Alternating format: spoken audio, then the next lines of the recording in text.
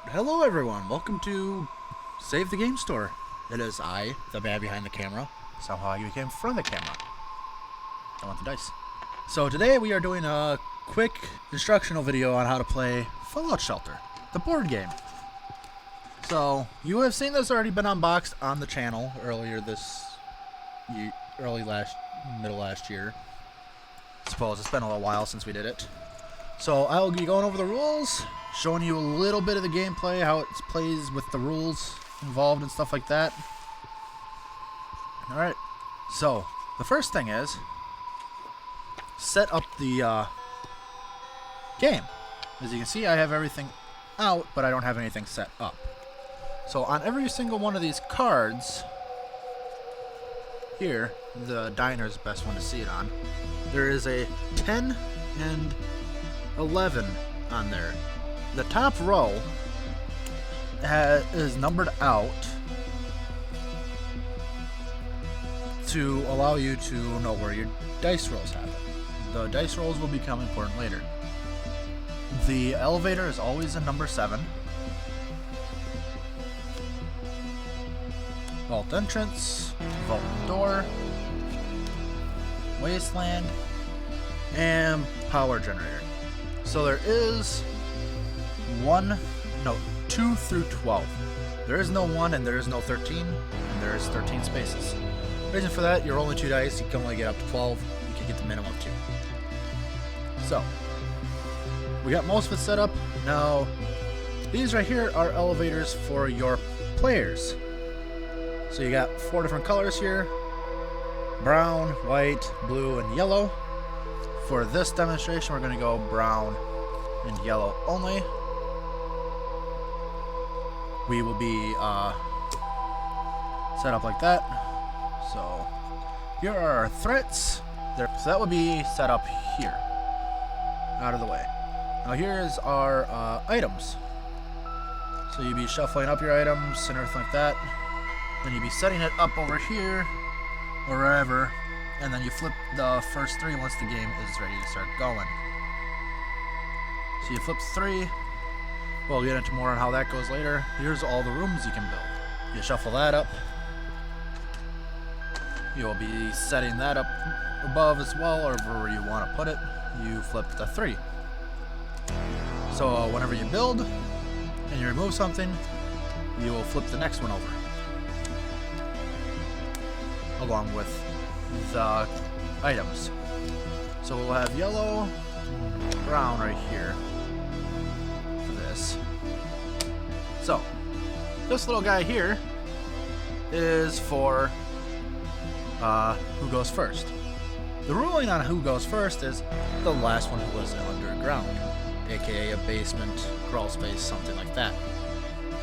So we're gonna say brown was the last one under the crawl in a basement today. These are our resource cubes. It goes into our areas here. Each one holds 18 of these guys, so normally I count them out and hand them out with things, but you can do you. Alright, so let's open this guy back up. There are 3 steps to every round. The first step is omitted on the first round. You spawn threats, place dwellers, and recall dwellers. So, we will be going ahead. Each person starts with 2 guys. We basically only ever need 2 guys for this demonstration. But since Brown is going first, he gets to choose any spot that does not have the red symbols on here. So like right here, the red symbols are pay to get to be able to land there. So you pay 3 food, you get a new dweller with this one. So we will have him go to, let's see here, to electric. Yellow decides he doesn't want to be last anymore. He'll wants to go first. So he'll come over here to vault door, and now he will become first player next round. And he will also be trained in the lucky skill for that next round. Brown will place again. Food. He'll place in water, and that would be for the round. So, with that, you take your little resource cubes, and for Brown, he got 2 food, 2 electric, and then the guys will come off the board for the next round. And then Yellow got 1 water. That is it for the entire round, so then both of these guys will come back again. Alright, and then you'll grab your 2 dice, you will roll. Okay, you got a 4, so the red roaches will go on number 4 there. As easy as that. You will roll 1 time for each layer that has been built. So first row will always be rolled on, and then if the Brown had placed a nuclear reactor, we'll go with, now we would roll again for layer 2, and then layer 3, layer 4, layer 5. Nice, simple. So he built that. He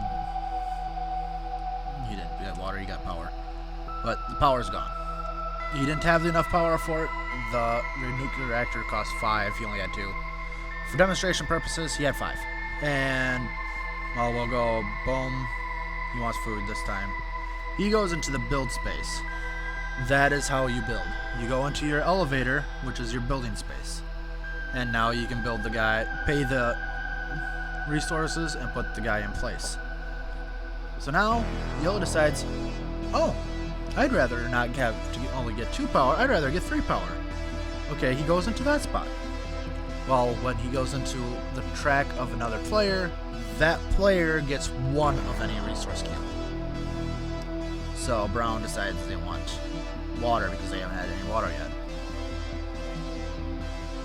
And then Brown will also decide, oh, yeah. Forgot about the lucky training, but we'll deal with that in a little bit. You'll go power generator, get more power. So then again, everything gets sorted in. One thing I did omit is that when you build, you get happiness.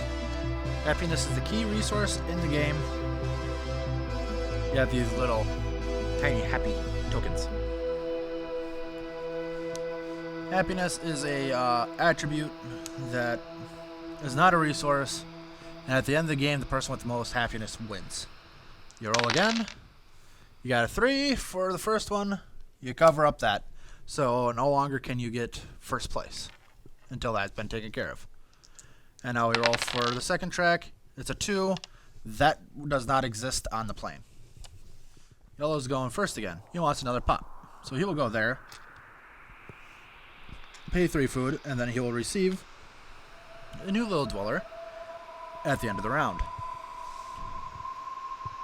Brown decides to go into electrical again,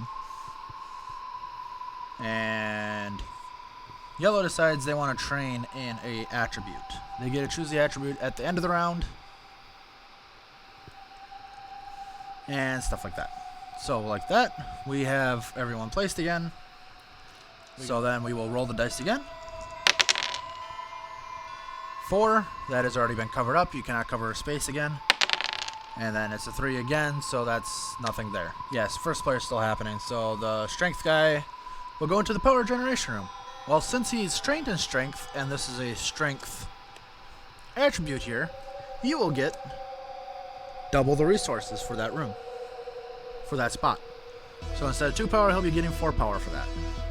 Now Brown has decided that they want to try and get first, so they will go ahead and try and fight that glowing rad roach. You roll the dice. Snake Eyes, they are now injured. And then Yellow gets to place again. They will go ahead and place level up again. Brown will try and get rid of the other rad roach for some reason. No, that one they killed it. So they get 1 of any resource. That is what the question mark stands for. 1 of any resource. And they'll probably choose water because I have wasted that. Once those are gone, they're dead forever.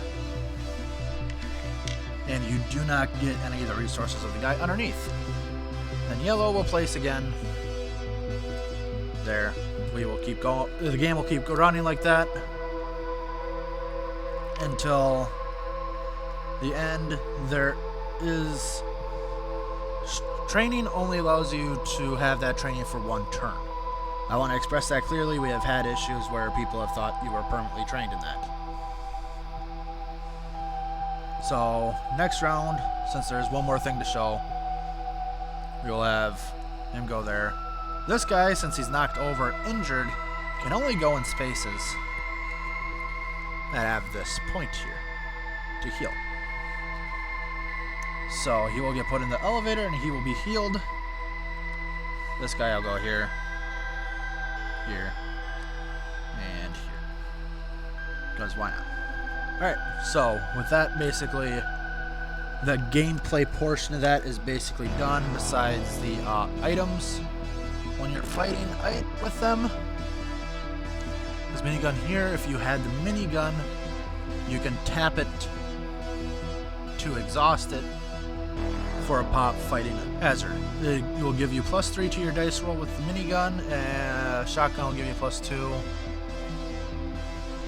There is a cat that I can see right now. You tap it to pay an item to gain an item. So you would tap it, you would lose the minigun, but you can retrieve the shotgun instead. Which is one way to go through all these player cards here. You do not get extra resources when you land in here if you are if the enemy is, your opponent is fighting a creature in your area. So if there was a rat roach here and I was fighting it, Brown would not get the resource because I am fighting something in their room. Yes, win conditions. So ending the game is the first thing. The first person, it ends either when a player builds their 6th room of the level of the vault, or the threat deck runs out of threats. At the end of that round, each player must discard 1 happiness for each threat in their level in the vault. Then the player with the most happiness wins. Tiebreakers. The first one are broken in order. They are all broken in order. The first one is most total resource cubes. Second is most dwellers. Third, most items. And if there is still a tie after all of that, you both win. Here's the favorite. Game room. Injure a dweller, gain happiness. That goes great with the lounge, where you pay 1 food. Heal a dweller, gain 1 happiness. So basically, one game I did, I went here, injured myself, went here, healed myself, and just used the other pops to keep the food coming in. Just keep bouncing back and forth and just keep gaining happiness every round. You gain 2 happiness a round. If you have 3 guys, that's enough to keep you going. That's basically it for this game. We have played it a few times here, so we've been finding a few things here and there where people misunderstand, and I've tried to explain that a little bit better in this video here. We will try to get a full gameplay video up eventually, but for now, this is the quick bits of this game. So, there are 2 more colors to the game. There's blue and white. We did not show them because they're all identical in that aspect. If you like this video, please share it with your friend groups. Your groups are bigger than ours. If you like what we're doing here, there is a Patreon. It is linked down below and at the beginning and end of every video. The Discord is live. We have that linked in the beginning and end of every video as well. Like, subscribe. Let us know what you think of this game down in the comments. Would you want to pick it up? If you do, we have it in the shop here at TNT Card and Hobby on Main Street, and it is on the free board game library. So thank you guys for watching. Hope you enjoyed, and we'll see you in the next one. Bye bye.